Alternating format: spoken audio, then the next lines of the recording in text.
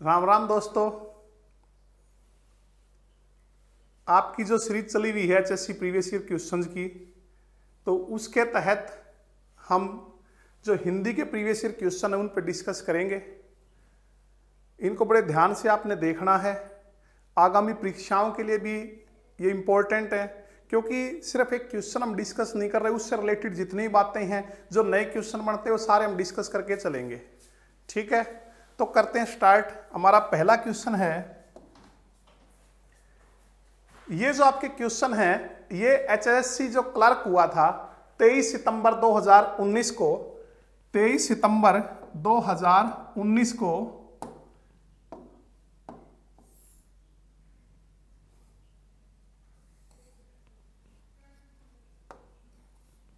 जो evening batch था आपका, उसके क्वेश्चन हम डिस्कस कर रहे हैं। तो पहला आपका क्वेश्चन है यशः प्लस अर्थी। ये आपका संधि का क्वेश्चन है, विसर्ग संधि। तो यशः प्लस अर्थी क्या बनेगा आपका? यशोर्थी। यशः प्लस अर्थी क्या बनेगा? यशोर्थी, ए ऑप्शन। ठीक है, अब नियम क्या होता है बच्चों, अगर विसर्ग है और विसर्ग से पूर्व ए है, विसर्ग से पहले ए हो और विसर्ग के बाद भी ए हो, विसर्ग से पहले ए विसर्ग के बाद भी ए हो, तो विसर्ग जो है वो ओ में परिवर्तित हो जाता है। विसर्ग किस में परिवर्तित हो जाता है? ओ में परिवर्तित हो जाता है। और ये जो ए था विसर्ग के बाद वाला, इसका लोप हो जाता है। इसका क्या हो जाता है? लोप हो जाता है। जैसे देखिए, यशः प्लस अर्थी, यशः प्लस अर्थी, तो विसर्ग, विसर्ग से पहले ए है क्योंकि यह श प्लस ए, और विसर्ग के बाद क्या है? ए। तो इस विसर्ग का परिवर्तन किस में हो गया? ओ में। और ये जो ए है इसका हो गया लोप। आगे क्या था? ये रथी। तो क्या बना ये श पे ओ की मात्रा शो, यशोर्थी। ठीक है, इसी प्रकार और एग्जांपल लेते हैं। जैसे मन है प्लस अनुकूल, मन है प्लस अनुकूल, विसर्ग से पहले ए है, नए में क्या है? ए, और विसर्ग के बाद ए है, तो ये किस में परिवर्तित हो जाएगा? ओ में। और इस ए का क्या हो जाएगा? लोप। तो ये क्या बना? मनोनुकूल, मनोनुकूल। इसी प्रकार जैसे हम कहें तमह है, तमह है प्लस अरी, तमह है प्लस अरी, तो क्या बनेगा? तमोरी। क्योंकि विसर्ग से पहले ए, विसर्ग के बाद ए, तो ये ओ में परिवर्तित, और इस ए का क्या हो जाएगा? लोप, तमोरी। तो तमोरी किसका पर्यायवाची बच्चों? सूर्य का। ध्यान रखना, किसी परीक्षा में पूछा जा सकता है। तमोरी सूर्य का पर्यायवाची है, क्योंकि तम होता अंधकार, अरिस्त्रु, अंधकार का स्त्रु कौन है? सूर्य। क्योंकि सूर्य निकलते ही अंधकार अपने आप गायब हो जाता है। ठीक है, इसी प्रकार जैसे अन्य है प्लस अन्य, अन्य प्लस अन्य, विसर्ग से पहले ए, विसर्ग के बाद ए, तो विसर्ग ओ में परिवर्तित, और इस ए का क्या हो जाएगा? लोप। अन्योन्य, अन्योन्य होता है परस्पर, परस्पर। तो ये हमारा नियम है बच्चों। अगर हम किसी को अगर नियम नहीं आता, वो एक एक नियम भी करेगा, तो उसके सारे जो नियम है वो सारे के सारे रूल क्लियर हो जाएंगे। तो पहला हमारा क्वेश्चन था यशः प्लस अर्थी किसके इक्वल होगा? यशोर्थी। अब कई बच्चे गलती से इसको भी कर सकते हैं, जैसे बहुत बार वर्तनी में आता है आशीर्वाद, आशीर्वाद यूं लिखा जाता है, लेकिन बच्चे बहुत से है ना इसको ठीक कर देते हैं। तो बच्चों ये ध्यान रखना है, र जब भी ऊपर आता है तो जहां वो आया उससे पहले उसकी ध्वनि होती है। उसकी ध्वनि कहां होती है? उससे पहले। यहां पे र है तो यहां ध्वनि है यशोर्थी।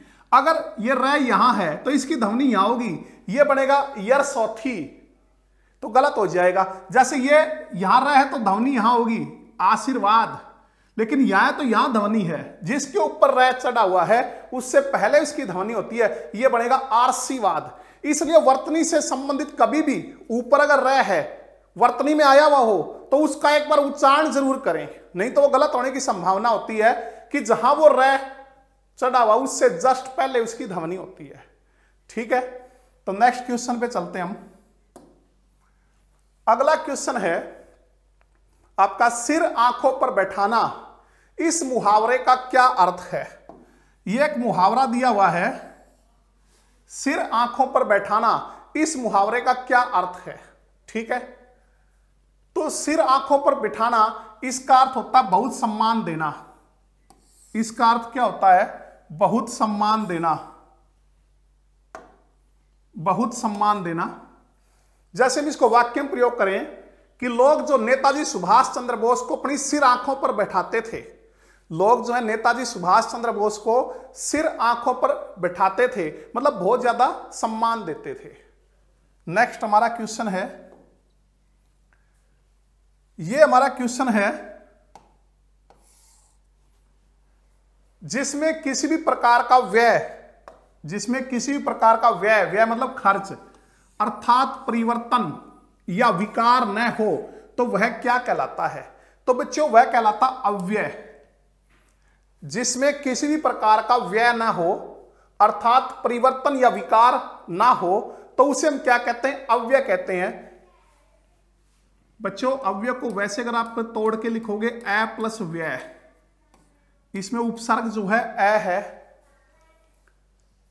और जब भी अ उपसर्ग के रूप में काम करता है, आता है, तो हमेशा नेगेटिव अर्थ देता है। कैसा अर्थ देता है? नेगेटिव। जैसे आप लोगों ने पढ़ा होगा असत्य न सत्य, ठीक है, अधर्म न धर्म, अन्याय न न्याय, तो अव्यय, अव्यय, अ प्लस व्यय अव्यय, जो व्यय ना हो, जो खर्च ना हो, तो जिसमें किसी प्रकार का व्यय ना हो या परिवर्तन ना हो या विकार ना हो, उसे हम क्या कहते हैं? अव्यय कहते हैं। और अव्यय को अविकारी शब्द भी कह देते हैं। क्या कहते हैं? अविकारी, अ प्लस विकारी, जिसमें विकार ना हो, जिसमें परिवर्तन ना हो। कैसे होता है बच्चों? आपने पढ़े होंगे दो तरह के शब्द होते हैं, एक विकारी एक अविकारी। विकार, जिसमें विकारी, जिसमें विकार उत्पन्न हो जाए, मतलब जो लिंग वचन काल कारक या वाच्य के कारण परिवर्तित हो जाते हैं, वो क्या कहलाते हैं? विकारी। और जिनमें लिंग वचन काल कारक या वाच्य के कारण कोई परिवर्तन नहीं होता, वो क्या कहलाते हैं? अविकारी। जैसे कि एग्जाम्पल से हम इसको समझते हैं। हमारे पास है काला घोड़ा तेज दौड़ता है, काला घोड़ा तेज दौड़ता है। एक वाक्य है काला घोड़ा तेज दौड़ता। अगर हम इसका लिंग चेंज करें तो क्या बनेगा? काली घोड़ी तेज दौड़ती है। अगर इस वाक्य का लिंग चेंज करें तो क्या बना? काली घोड़ी तेज दौड़ती है। अगर इसका वचन चेंज करें तो क्या बनेगा? काले घोड़े तेज दौड़ते हैं, काले घोड़े तेज दौड़ते हैं। ठीक है, तो एक चीज देखिए बच्चों, ये परिवर्तित हो रहा है। काला लिंग किया तो काली, वचन बदला तो काले हो गया, ये परिवर्तित हो रहा है। घोड़ा लिंग बदला घोड़ी, वचन बदला घोड़े, ये भी परिवर्तित हो रहे हैं। दौड़ता है, दौड़ती है, दौड़ते हैं। तो जो लिंग वचन काल कारक या वाच्य के कारण परिवर्तित हो जाते हैं, वो कहलाते हैं विकारी। तो ये तो होते हैं विकारी, इनमें विकार उत्पन्न हो जाता है। तो विकारी चार होते हैं आपके, संज्ञा, सर्वनाम, विशेषण और क्रिया। जैसे काला क्या है? विशेषण है, तो विशेषण होता है ये। घोड़ा क्या है? संज्ञा होता है। दौड़ता है, ये क्या है? क्रिया। और सर्वनाम होता है। सर्वनाम जैसे मैं स्कूल गया, अगर हम इसका वचन चेंज करेंगे तो हम स्कूल गए, तो मैं से हम हो गया। तो विकारी चार तरह के होते हैं, संज्ञा, सर्वनाम, विशेषण और क्रिया। अब एक नजर जरा इस पे भी दौड़ाना, यहां भी देखना, तेज तेज तेज तेज। हमने लिंग बदला तब भी ये नहीं बदला, तेज रहा। वचन बदला तब भी क्या रहा? तेज। तो इसमें कोई परिवर्तन नहीं है, इसमें कोई विकार नहीं है। इसको हम कहेंगे अव्यय या अविकारी शब्द। तो अविकारी शब्द जो पांच होते हैं, पांच प्रकार के, जिनमें चार तो मुख्य भेद है उसके। क्रिया विशेषण, संबंध बोधक, समुच्चय बोधक और विस्मयादि बोधक। क्रिया विशेषण, संबंध बोधक, समुच्चय बोधक और विस्मयादि बोधक। तो 4 तो क्या इसके मुख्य भेद है। और 5वां होता निपात, जो क्या होता है, गौण भेद होता है। ठीक है, हो जाएगा। अच्छा बच्चों, प्रत्यय, प्रत्यय जो किसी शब्द के अंत में जुड़ता है, प्रत्यय के बारे में बाद में पढ़ेंगे डिटेल से। तो प्रत्यय और उपसर्ग, फिलहाल तो ये आप ध्यान रखो, ये दोनों शब्दांश होते हैं, चाहे उपसर्ग हो चाहे प्रत्यय, दोनों के दोनों शब्दांश होते हैं, पूरे शब्द नहीं होते, शब्द के अंश होते हैं, शब्दांश। और इन दोनों को भी किसके अंतर्गत कैटेगराइज किया जाता है, इन दोनों को भी अव्यय के अंतर्गत काउंट किया जाता है। ठीक है, तो हमारा नेक्स्ट क्वेश्चन है, हाँ बच्चों देखिए, ये हमारा अगला क्वेश्चन है, 2 वर्णों के मेल से उनके रूपों में होने वाला परिवर्तन या विकार क्या कहलाता है। 2 वर्णों का जब मेल होता है, 2 वर्णों का जब मेल होता है, उनको जोड़ा जाता है, तो उनके रूपों में जो परिवर्तन होता है, तो उस विकार को क्या कहते हैं, संधि कहते हैं। क्या कहते हैं, संधि। बच्चों जैसे देखो, हम ये कहते हैं कि देव प्लस आल्य, देव प्लस आल्य क्या बनता है, देवाल्य। देव प्लस आल्य क्या बनता है, देवाल्य। अब जरा इसका जो है वर्ण विच्छेद करके देखो एक बार, ये है द प्लस ए प्लस ये है वै प्लस ए, ये तो क्या बन गया हमारा देव, प्लस आ प्लस ल प्लस ए और प्लस य प्लस ए, ये हमारा बना आल्य। अब इन दोनों को जोड़ा तो क्या बना, देवाल्य। और देवाल्य का अगर हम वर्ण विच्छेद करें तो द प्लस ए प्लस वै प्लस आ प्लस ल प्लस ए और प्लस य प्लस ए। ठीक है, अब दोनों को ध्यान से देखना, अगर हम इनमें दोनों में तुलना करें, पहले वाले में और इसमें, द ए वै, ठीक है, ल फिर ए फिर य और ए। ठीक है, अब हमने क्या देखा कि 2 वर्णों का मेल, इन 2 वर्णों का जब मेल हुआ, दोनों वर्ण ये स्वर और व्यंजन क्या होते हैं, वर्ण, ए और आ, तो उनके रूपों में होने वाला परिवर्तन, इनके रूपों में क्या परिवर्तन हो गया, आ बन गया। तो इस विकार को हम क्या कहते हैं, संधि कहते हैं। ठीक है, इसकी एक्चुअल परिभाषा होती है 2 निकटवर्ती वर्णों के, वर्ण कैसे हो, निकटवर्ती, 2 निकटवर्ती वर्णों के मेल से उनके रूपों में जो परिवर्तन होता है उसे हम संधि कहते हैं। अच्छा, एक चीज ये ध्यान रखना, जो संधि है वो वर्णों का मेल है, वर्णों का मेल, और समास जो है वो शब्दों का मेल है। संधि वर्णों का मेल और समास जो वो शब्दों का मेल है।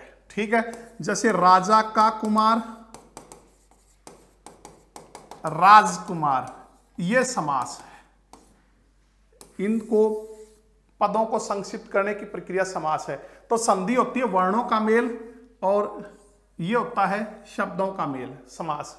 एक और इंपॉर्टेंट बात जो बच्चा कई बार एग्जाम में गलती करता है, संधि, संधि का विलोम होता है विग्रह। संधि का विलोम क्या होता है, विग्रह। मोस्टली बच्चा क्या है, समास का विलोम विग्रह कर देता है, क्योंकि समास में क्या किया जाता है, विग्रह। ये समस्त पद ये इसका विग्रह है, लेकिन संधि मेल है, विग्रह जो है उनका फैलाना होता है, तो तोड़ना होता है, तो संधि का विग्रह। और समास जो है, समास, इसका विलोम होता है व्यास। संधि का विलोम विग्रह और समास का विलोम व्यास, ये भी ध्यान रखना। ठीक है, तो अगले क्वेश्चन पे चलते हैं बच्चों। अगला हमारा जो क्वेश्चन है नेक्स्ट, 5वां क्वेश्चन, ये है आपका 5वां। हाँ बच्चों, क्या है कि लड़का पत्थर फेंकता है, लड़का पत्थर फेंकता, यह वाक्य किस कारक के लिए उदाहरण है। तो कारक बताना हमने बच्चों, तो लड़का पत्थर फेंकता है। ठीक है, यह वाक्य किस कारक के लिए उदाहरण है। अब वैसे तो देखो इस क्वेश्चन में क्या होना चाहिए, पता नहीं पेपर में किया था या नहीं किया था, इसको अंडरलाइन करना चाहिए था जो पूछ रहा है उसको, क्योंकि इसमें दो कारक हैं बच्चों। एक लड़का, यह है कर्ता कारक, काम को जो करने वाला होता है, वाक्य में काम को, क्रिया को जो करने वाला होता है वो होता है कर्ता कारक।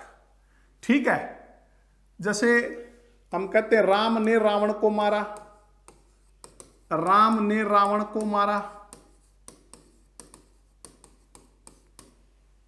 ठीक है, तो इसमें काम करने वाला कौन है? राम। तो राम क्या है? कर्ता कारक। और कर्ता कारक का विभक्ति चिन्ह या तो शून्य होता है, कुछ नहीं, और यह होता है ने ज्यादातर।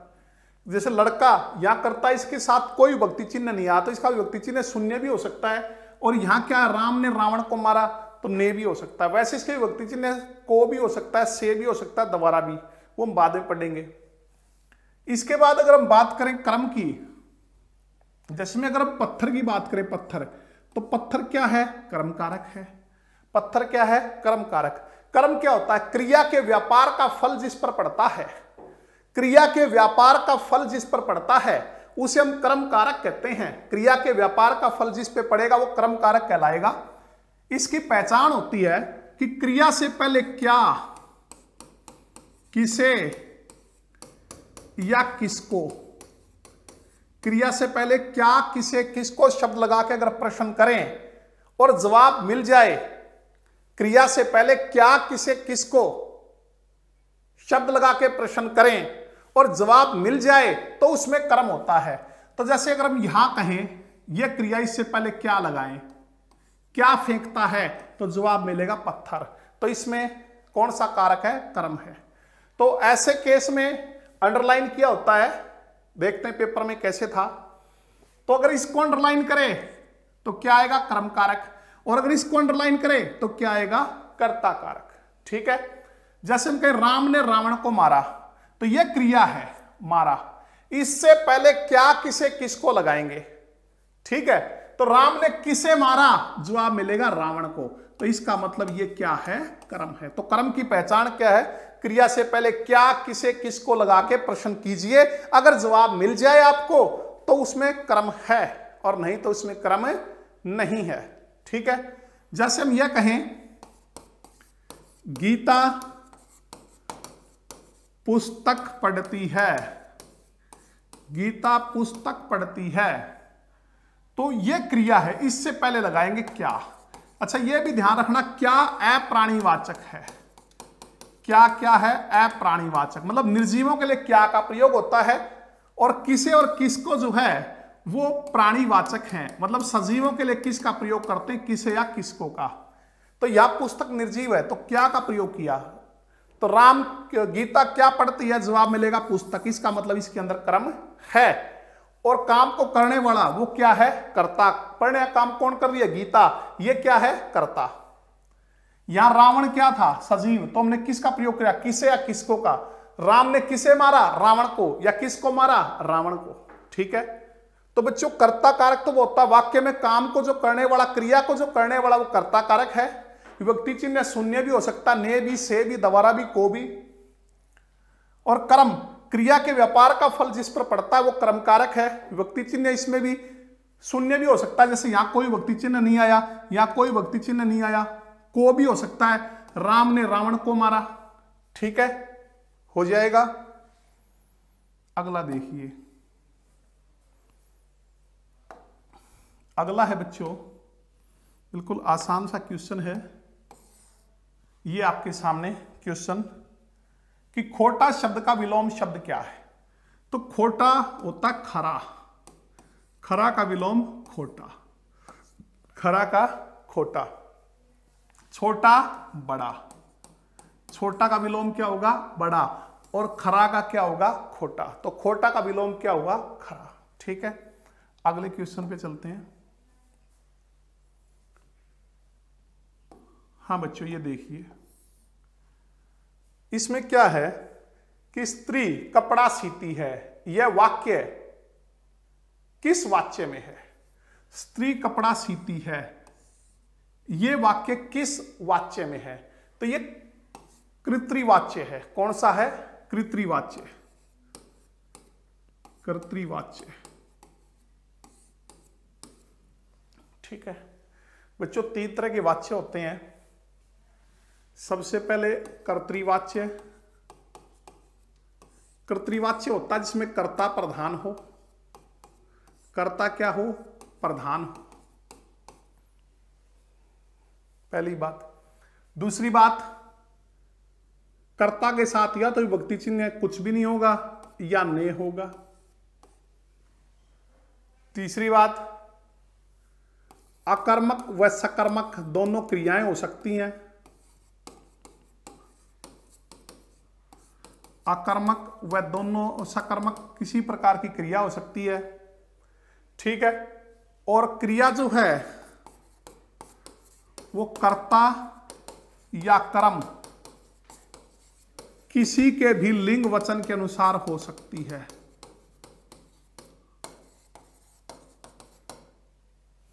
ठीक है, तो कर्तृवाच्य की ये मेन बातें होती हैं। पहली बात, अगर प्रधान पूछे तो इसमें क्या होता है? कर्ता प्रधान। दूसरा, विभक्ति चिन्ह है, या तो कुछ नहीं होगा या ने होगा। अकर्मक व सकर्मक दोनों प्रकार की क्रियाएं हो सकती हैं। और क्रिया जो है कर्ता या कर्म किसी के भी लिंग वचन के अनुसार चल सकती है। स्त्री कपड़ा सीती है, तो इसमें प्रधान कौन है? स्त्री। क्रिया जो कर्ता के लिंग वचन के अनुसार है, स्त्री जो है वो स्त्रीलिंग है, तो सीती जो क्रिया है वो स्त्रीलिंग भी। ठीक है, ये एक वचन है तो ये एक वचन हुई। तो वैसे तो कर्म के अनुसार भी हो सकती, कर्ता के अनुसार, किसी के अनुसार हो सकती क्रिया। ठीक है, अब जो ये दोनों हैं, वैसे तो देखो बच्चों इस टॉपिक को बहुत डिटेल से पढ़ने की जरूरत है, अलग से इसकी वीडियो बनाएंगे, वहां सही समझ में आता है ये। इन दोनों में कर्ता के साथ से, फिलहाल तो इतना ही समझ लो, द्वारा के द्वारा विभक्ति चिन्ह मिलता है। ज्यादातर विभक्ति चिन्ह कर्ता से द्वारा के द्वारा हो तो वो या तो कर्मवाच्य होता है या भाववाच्य होता है। और अगर से द्वारा के द्वारा नहीं है कर्ता के साथ, तो ज्यादातर उसके चांस किसके हैं? कर्तृवाच्य के। तो यहां कोई विभक्ति चिन्ह नहीं आया, तो क्योंकि कर्तृवाच्य में विभक्ति चिन्ह है, या तो कुछ नहीं होता या नहीं होता है। ठीक है, तो कंप्लीट इसकी वीडियो डालेंगे पूरी इस लेक्चर की, वाच्य की, तो उसमें इसको डिटेल से जरूर पढ़ना। ठीक है, यहां तो इतना ही ध्यान रखो कि कर्म और भाव कर्ता के साथ से द्वारा के द्वारा आए तो उसमें चांस या तो क्रमवाच्य के हैं या भाववाच्य के, क्योंकि कर्तृवाच्य में या तो कोई विभक्ति चिन्ह नहीं होता, नहीं होता है, तो यहां कोई विभक्ति चिन्ह नहीं आया। प्रधानता इसमें किसकी? कर्ता की है। ठीक है, तो कर्तृवाच्य होता कर्ता प्रधान, विभक्ति चिन्ह या तो कुछ ना हो या ने हो। अकर्मक व सकर्मक कोई भी क्रिया हो सकती है, सकर्मक है वैसे। और क्रिया जो कर्ता या कर्म किसी के भी लिंग वचन के अनुसार चल सकती है। नेक्स्ट देखिए,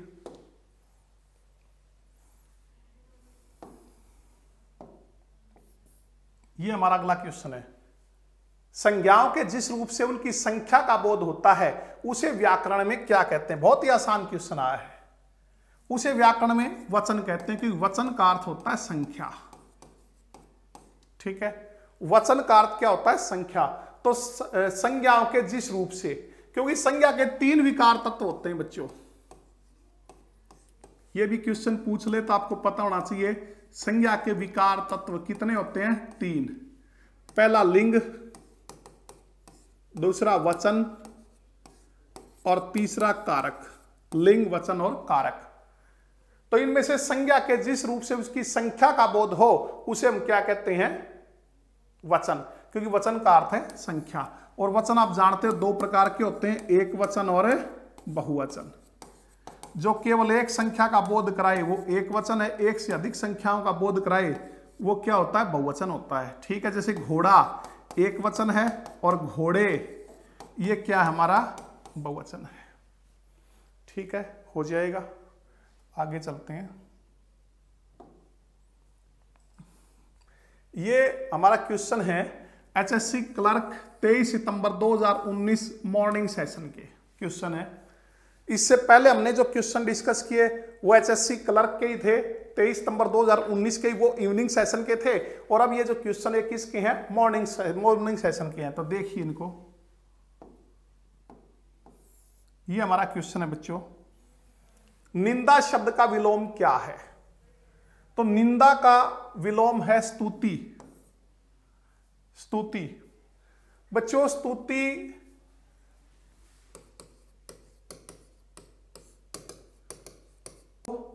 या सलाघा भी कह सकते हो। सलाघा, सलाघा होता है खुद की प्रशंसा करना, या प्रशंसा भी कह सकते हो। तो निंदा का विलोम क्या होता है? स्तुति या सलाघा। सलाघा खुद की प्रशंसा करना, किसी दूसरे की बुराई करना क्या कहलाता है? निंदा। और खुद की प्रशंसा करना स्तुति, सलाघा या प्रशंसा। ठीक है।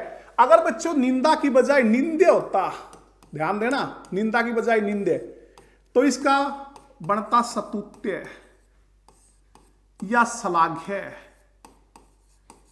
क्योंकि विलोम में सबसे बड़ी जो बात होती है वो ये होती है, एक तो संज्ञा का जवाब संज्ञा में देना होता है, विशेषण का जवाब विशेषण में देना होता है, तत्सम शब्द तो तत्सम में, तद्भव शब्द तो तद्भव में, और मोस्टली क्या होता है, जैसा प्रत्यय उसके पीछे लगा वैसा प्रत्यय उसके विलोम के पीछे भी लगता है ज्यादातर। ठीक है।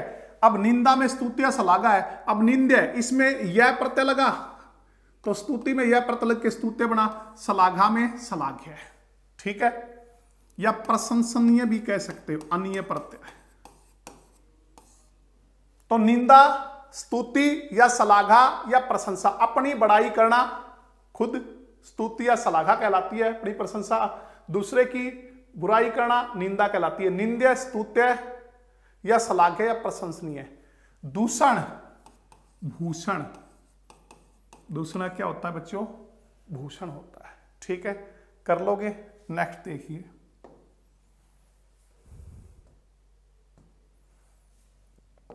ये हमारा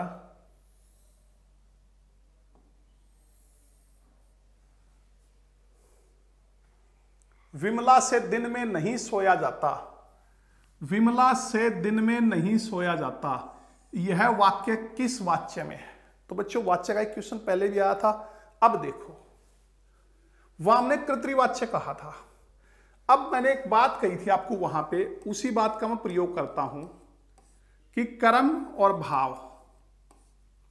कर्तृवाच्य की वहां हमने डिटेल थोड़ी सी पढ़ी थी कि कर्ता प्रधान हो, इसमें कर्म प्रधान होता है, इसमें भाव प्रधान होता है। ठीक है। लेकिन इससे हम वाक्य को नहीं पहचान सकते, सिर्फ इतनी डेफिनेशन से वाक्य कभी नहीं पहचाना जा सकता वाच्य का, कि इसमें कर्ता प्रधान हो कर्तृवाच्य, कर्म प्रधान हो क्रमवाच्य, भाव प्रधान हो भाववाच्य। उसके लिए कुछ और चीजें ध्यान में रखनी होती हैं।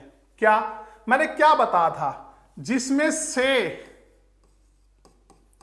द्वारा, के द्वारा, ये अगर विभक्ति चिन्ह है तो वो कर्तृवाच्य तो नहीं हो सकता, क्योंकि कर्तृवाच्य का जो विभक्ति चिन्ह है वो या तो शून्य है या ने है।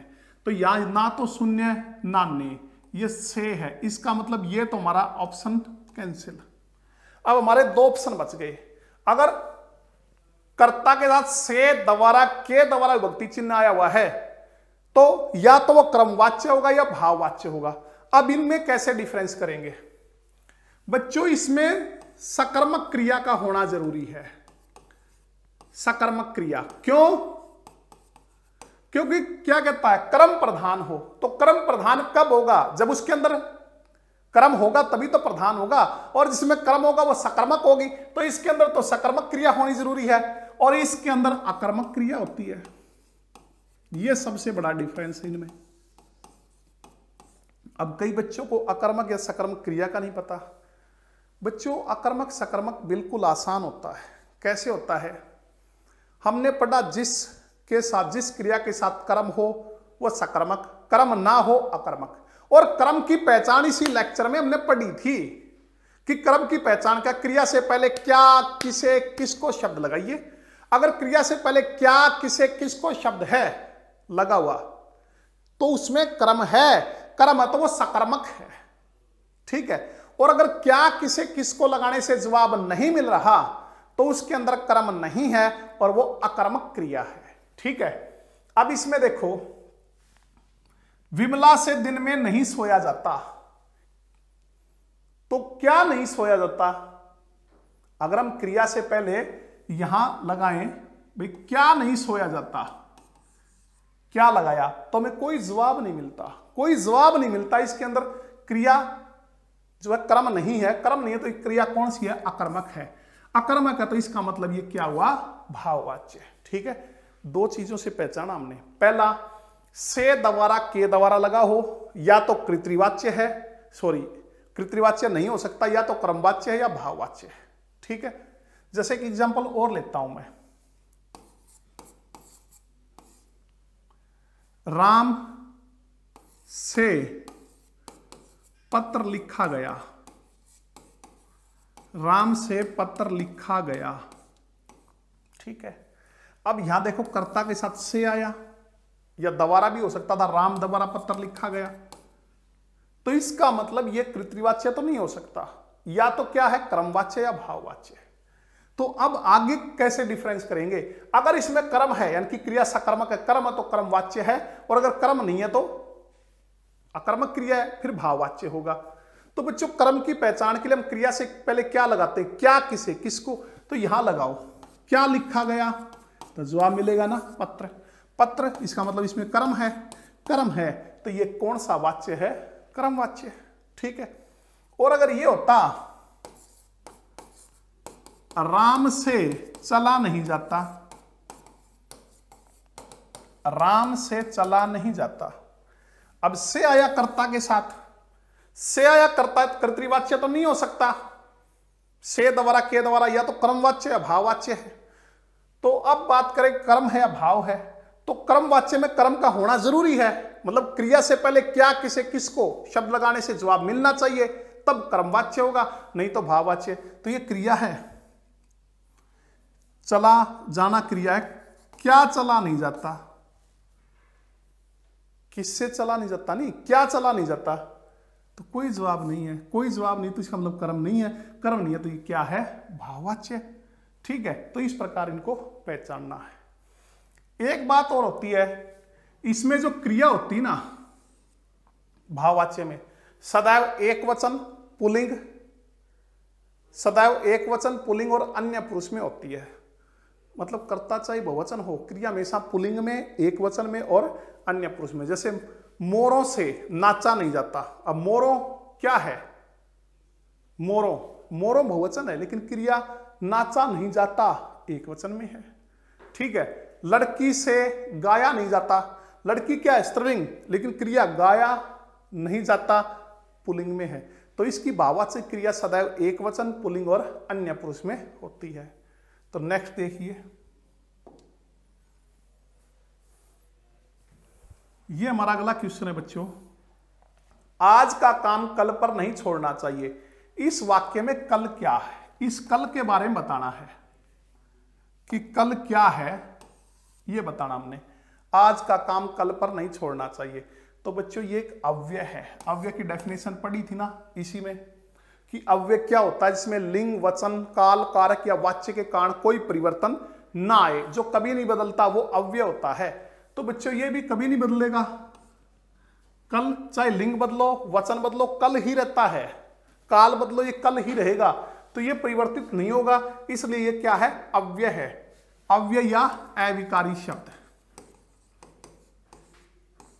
ठीक है, कौन सा ये, क्रिया विशेषण। अविकारी मैंने बताया था ना 5 प्रकार के होते हैं, इसमें 4 मुख्य भेद हैं, क्रिया विशेषण, संबंध बोधक, समुच्चय बोधक और विस्मयादि बोधक, और एक निपात गौण भेद होता है। तो ये कौन सा है, क्रिया विशेषण। ठीक है, क्रिया की विशेषता बता रहा है। अगला देखिए नेक्स्ट,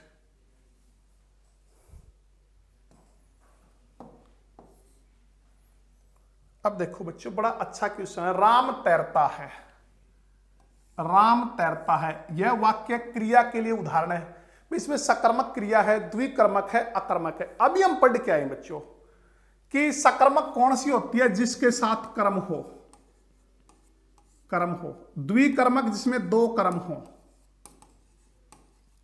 सकर्मक मतलब स मतलब सहित, कर्म सहित, जो अपने साथ कर्म ले वो क्या है, सकर्मक। और द्विकर्मक, द्वि मतलब 2 कर्म जिसके साथ हो। अकर्मक ए जब भी उपसर्ग के रूप में आता नेगेटिव देता है। अकर्मक न कर्मक, जो अपने साथ कर्म ना ले, मतलब इसमें कर्म नहीं होता। बिल्कुल सीधी सी पहचान है बच्चों। जो अपने साथ कर्म लेगी वह सकर्मक है, और सकर्मक में अगर एक कर्म आएगा एक कर्मक है वो, और दो कर्म आएंगे द्विकर्मक है, और जो अपने कर्म नहीं लेगी वो अकर्मक है। और कर्म की पहचान के लिए क्या बताया था, क्रिया से पहले क्या लगाना है, क्या किसे किसको, क्या किसे किसको, ये लगाओगे। अगर जवाब मिल जाए तो उसमें कर्म है, कर्म है तो सकर्मक है, जवाब ना मिले तो कर्म नहीं है। जैसे राम तैरता है, ये क्रिया तैरना, इससे पहले क्या लगाया, क्या तैरता है, तो जवाब नहीं है। अरे यो मत समझ लेना क्या तैरता है, राम तैरता है, नहीं, राम तो कौन तैरता है, ये तो काम को करने वाला है। जो काम को करेगा वो करता होता है, यहां तैरने का काम राम कर रहा है, तो ये तो करता है। कहीं सोचो क्या तैरता है, राम तैरता है, वो तो गलत हो जाएगा। ठीक है, अगर कभी यो कंफ्यूज हो भी जाओ, आपको लोग ये जवाब हो सकता है, तो देखो क्या ये क्रिया को तो नहीं कर रहा, बिल्कुल कर रहा है, क्योंकि तैरने का काम कौन कर रहा है, राम, तो इसका मतलब ये तो करता है, कर्म इसके अंदर है ही नहीं, तो ये कौन सी हुई, अकर्मक क्रिया, अकर्मक। ठीक है, जैसे बच्चों राम पुस्तक पढ़ता है, राम पुस्तक पढ़ता है। अब ये क्रिया पढ़ना, इससे पहले क्या लगाया, क्या पढ़ता है, जवाब मिला पुस्तक, तो इसमें कर्म है, तो ये क्या होगी, सकर्मक। राम पत्र लिखता है, क्या लिखता है, पत्र, जवाब मिला, ये क्या है, सकर्मक। ठीक है, और अगर मैं इसको ये कह देता,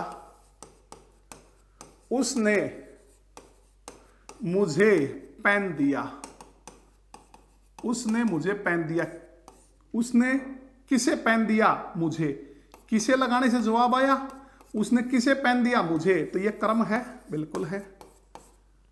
उसने मुझे क्या दिया, क्या लगाने से जवाब आया, पेन, ये भी कर्म है। तो इसमें कर्म कितने हुए, दो, तो दो कर्म हुए, तो ये क्या होता, द्विकर्मक। जिसमें केवल एक कर्म हो, मतलब कर्म है तो सकर्मक तो भाई, केवल एक कर्म है सकर्मक, दो कर्म है द्विकर्मक, और कर्म नहीं है, जैसे हम कहें लड़की हंसती है, देखेंगे कर्म है कि नहीं है। तो कर्म की पहचान के लिए क्रिया से पहले क्या किसे किसको लगाएंगे, क्या हंसती है, लड़की नहीं, लड़की तो हंसने का काम कर रही है, तो करता है, कौन हंसती है, लड़की, लेकिन इसमें कर्म है ही नहीं, क्या हंसती है, जवाब नहीं है, तो इसका मतलब ये क्रिया क्या है, अकर्मक। बहुत इंपॉर्टेंट है परीक्षाओं के लिहाज से अकर्मक और सकर्मक। वैसे ही बच्चों सीधे चार ऑप्शन देके ही पूछ लेता है, आना जाना, उठना बैठना लेटना, तैरना उड़ना, ये क्रियाएं क्या होती हैं, अकर्मक। पक्षी उड़ते हैं, अब पक्षी उड़ते हैं अकर्मक है, पक्षी उड़ते हैं, तो क्या जवाब, क्या उड़ते हैं, पक्षी नहीं, पक्षी तो उड़ने का काम कर रहे हैं, उड़ कौन रहा है, पक्षी, ये तो करता है, तो क्या जवाब मिला उड़ने से, नहीं, क्या उड़ते हैं, कोई जवाब नहीं है, तो इसका मतलब ये अकर्मक है। कई बच्चे यहां भी कंफ्यूज होते हैं, पक्षी उड़ते अकर्मक करते हैं, लेकिन पक्षी आकाश में उड़ते हैं, इसको सकर्मक कह देते हैं, पक्षी आकाश में उड़ते हैं, ये भी अकर्मक है बच्चों, क्योंकि क्या से जवाब नहीं मिलेगा, क्या उड़ते हैं, आकाश में नहीं, इसका जवाब तो कहां से मिलता है, कहां उड़ते हैं, आकाश में, और कहां अगर आ गया तो अधिकरण कारक है, तो हो जाएगा क्लियर। आगे चलें, देखिए अगला है आपका क्वेश्चन, तिथि शब्द का बहुवचन रूप क्या है, तो तिथि का होगा तिथियां, तिथियां कौन सा, ये बच्चों हमारा नियम क्या है, अगर अंत में छोटी या बड़ी ई हो, ठीक है, तो अंत में हम क्या लगाते हैं, या लगाते हैं, या, और अगर बड़ी है तो वो छोटी में परिवर्तित हो जाती है, ठीक है, बड़ी है तो किस में परिवर्तित हो जाती है, छोटी में परिवर्तित हो जाती है, ठीक है। तो या तो पहले ही छोटी है तिथि, तो या तो परिवर्तन तो होगा नहीं, सिर्फ या लगेगा, तिथियां, ठीक है। अगर कोई और होता शब्द, जैसे अगर हम ये कहें देवी, अब अंत में बड़ी है, तो या तो लगेगा, छोटी या बड़ी हो, बहुवचन बनाते वक्त या तो लगेगा, लेकिन अगर अंत में बड़ी है तो पहले क्या परिवर्तन हो जाएगा, छोटी में, देवियां, ठीक है। बधाई, ये बहुत गलत करते हैं बच्चे, बधाई यो लिखते हैं तो इसी प्रकार लिख देते हैं बधाइयां, तो ये बधाइयां गलत है बच्चों। क्यों? क्योंकि अंत में बड़ी है तो यहां तो लगेगा, लेकिन उससे पहले छोटी में परिवर्तन होगा इसका, बधाइयां। जैसे कई बार पूछते हैं दवाई, दवाई तो ये शुद्ध है, लेकिन दवाइयां ये शुद्ध रूप होगा। ठीक है, हो जाएगा। नेक्स्ट देखिए,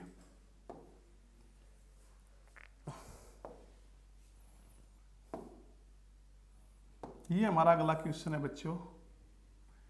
जोड़कर लिखिए, मतलब सही के सामने लिखना। 65, तो 65 ये है बच्चों, 65। कितना आसान क्वेश्चन है। 71, ये 71 है। 96, ये है आपका 96।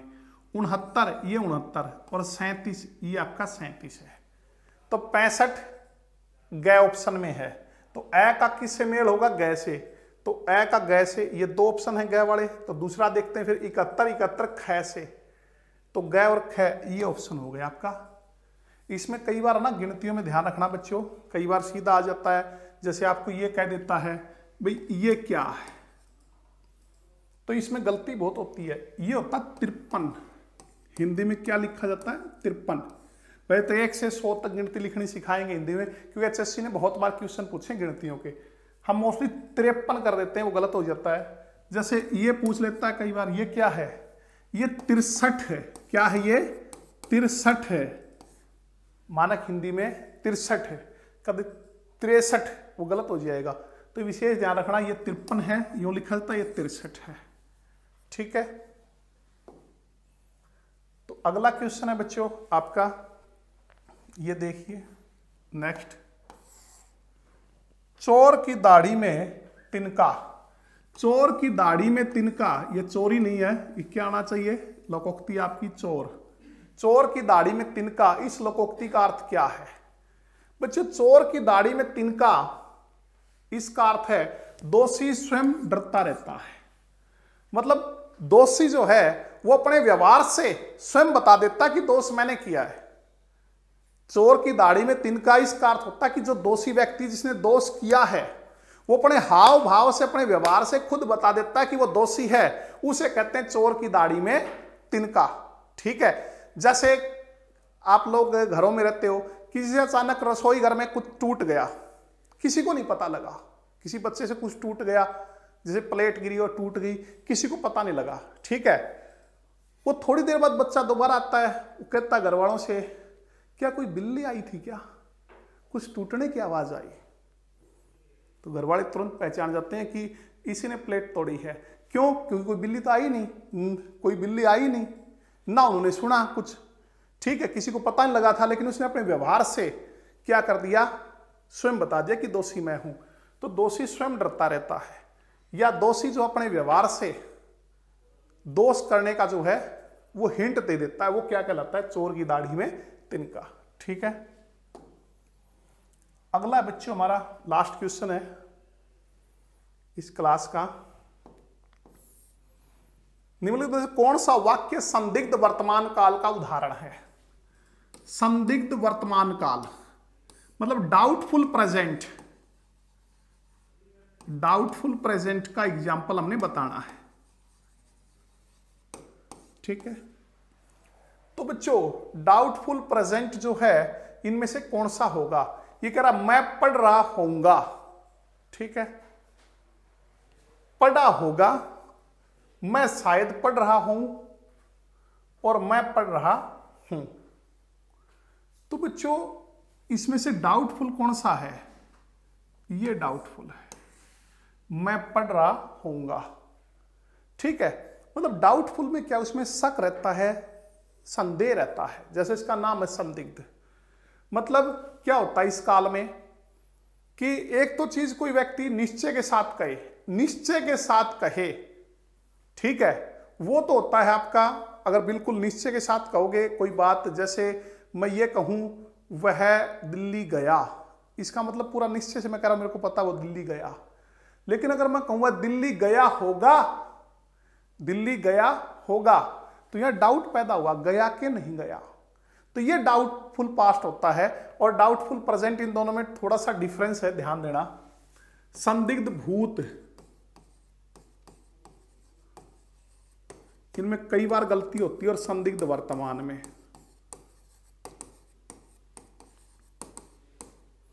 संदिग्ध भूत हैं तो दोनों ही संदिग्ध, दोनों ही डाउट है, लेकिन डाउट अगर पास्ट में हो तो संदिग्ध भूत है, और अगर प्रेजेंट में हो तो वो क्या है, संदिग्ध वर्तमान है। जैसे हम ये कहें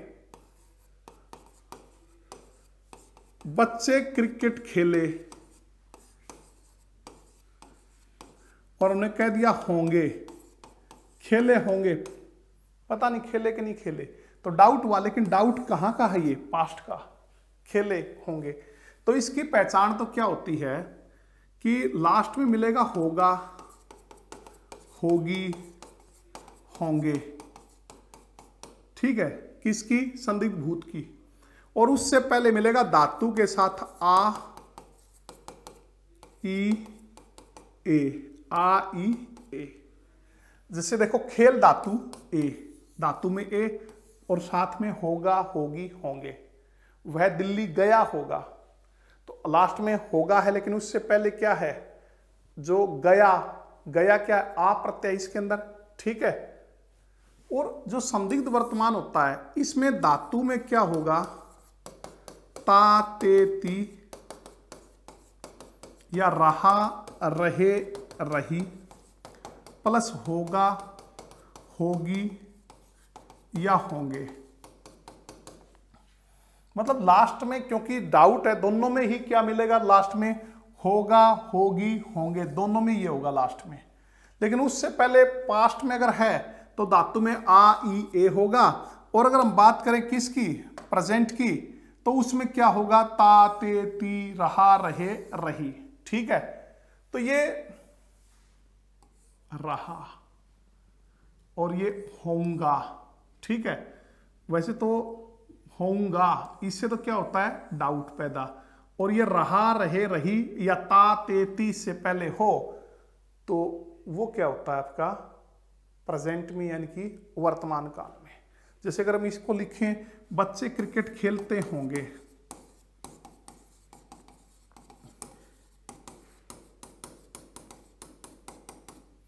या बच्चे क्रिकेट खेल रहे होंगे, तो होंगे हैं तो इसका मतलब डाउटफुल तो है ही। इसमें इससे पहले ता, ते, ती, या रहा, रहे, रही हो, तो ये क्या आपका डाउटफुल प्रेजेंट। समझे, दोनों में अंत में क्या होगा, होगा, होगे, होंगे, चाहे वो डाउटफुल हो, पास्ट हो, यानी कि संदिग्ध भूत हो, चाहे संदिग्ध वर्तमान हो। लेकिन संदिग्ध भूत में उससे पहले धातु में आ, ई, ए मिलेंगे, और इसमें धातु में ता, ते, ती, या रहा, रहे, रही मिलेगी, ठीक है बच्चों। तो ये हमारा आज का जो हमने HSC क्लर्क जो है, जो 23 सितंबर को हुए थे मॉर्निंग इवनिंग सेशन, वो पेपर डिस्कस किया। अब बाकी जो है अगली क्लास में हम डिस्कस करेंगे। तब तक के लिए जो आप बने रहिए हमारे साथ, धन्यवाद।